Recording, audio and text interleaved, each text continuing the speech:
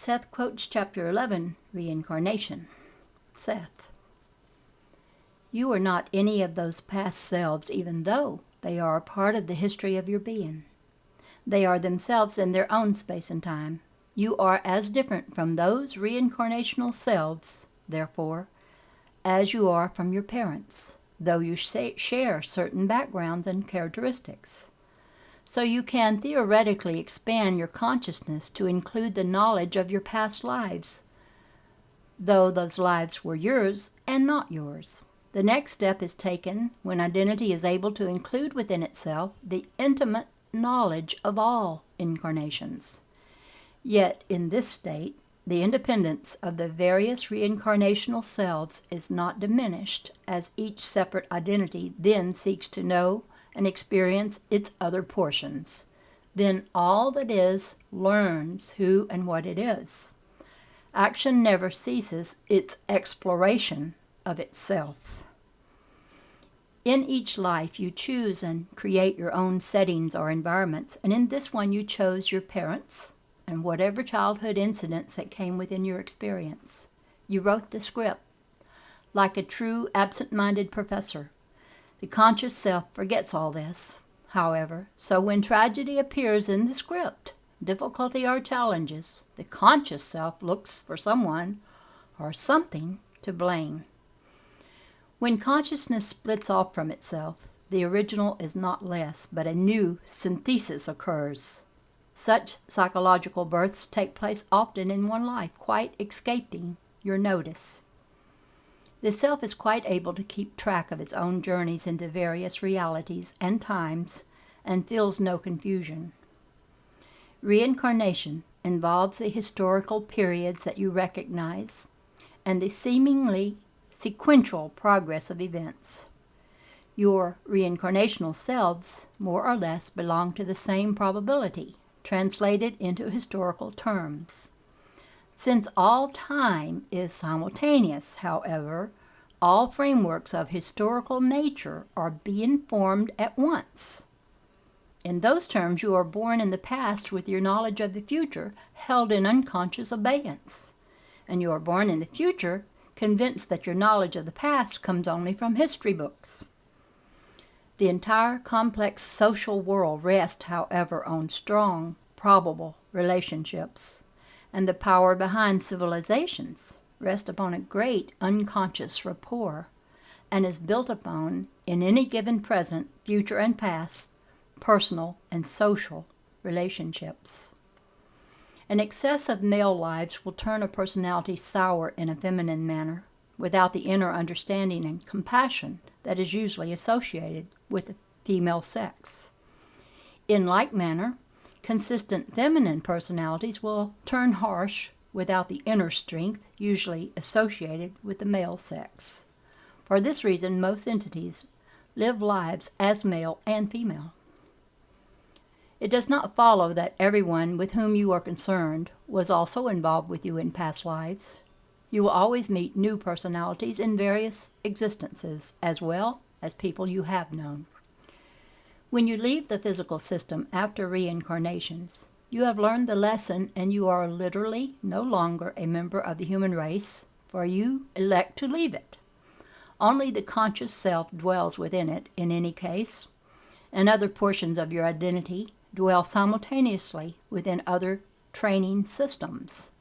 In more advanced systems, thoughts and emotions are automatically and immediately translated into action into whatever approximation of matter there exists. Therefore, the lessons must be taught and learned well. The teachers within your systems are those in their last reincarnation, and other personalities who have left the system but have been assigned to help those still within it. The system also includes some fragment personalities, what are entering for the first time, as well as those in later reincarnations. Chapter 12, All That Is. Seth, if you prefer, you can call the supreme psychic gestate God, but you should not attempt to objectify him. What you call God is the sum of all consciousness, and yet the whole is more than the sum of its parts.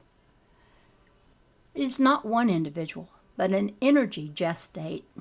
It is a psychic pyramid of interrelated, ever-expanding consciousness that creates simultaneous and instantaneous universes and individuals that are given duration, psychic comprehension, intelligence, and eternal validity.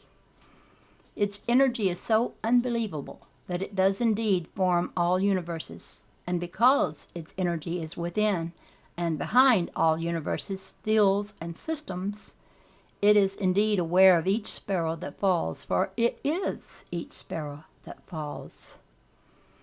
Dimly remembered through what you would call history, there was a state of agony in which the powers of creativity and existence were known, but the ways to produce them were not known.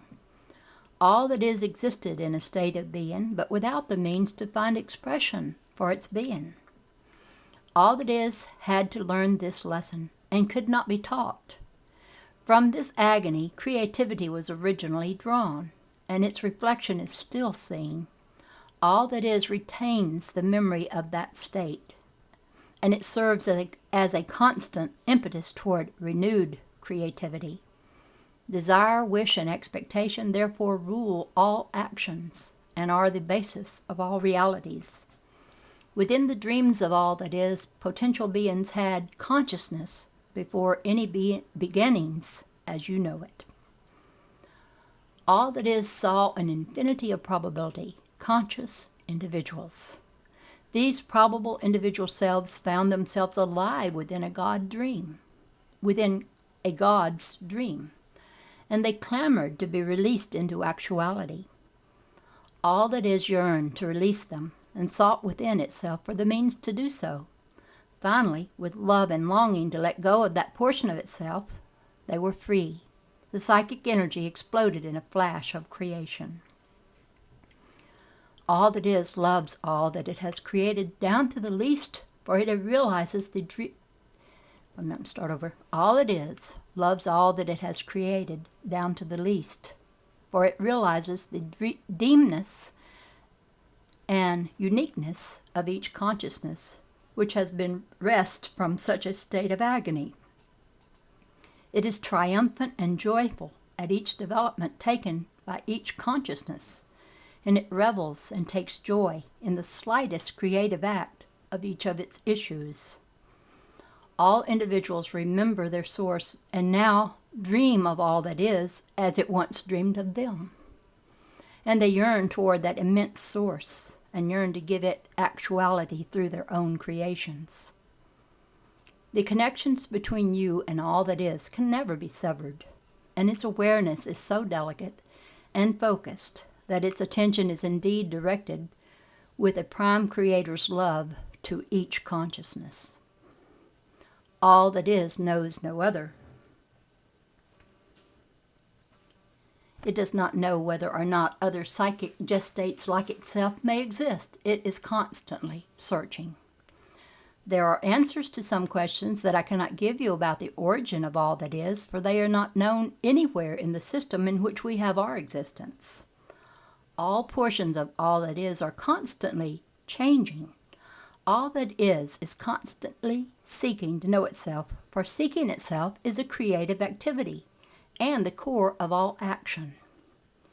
You, as a consciousness, seek to know yourself and become aware of yourself as a distinct individual portion of all that is. You automatically draw on the overall energy of all that is, since your existence is dependent upon it. The portion of all that is aware of itself as you, that is focused within your existence, can be called upon to help when necessary. The portion of all that is looks out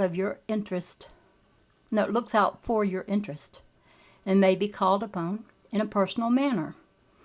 The psychic gestate may seem impersonal to you, but its energy forms your person. When a race is in deepest stress and faced with great problems, it will call forth someone like Christ.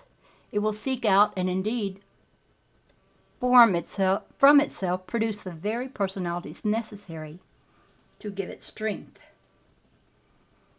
You do not have to die to find God. All that is now, and you are a part of all that is now. And as I have told you often, you are a spirit now. The avenues for development are open now. If you want to, you can now set upon exploring environments that are not physical. But I do not see any rush of students at that invisible door. Now, when I speak to you, I very seldom use such words as love. I do not tell you that a God is waiting for you on the other side of a golden door.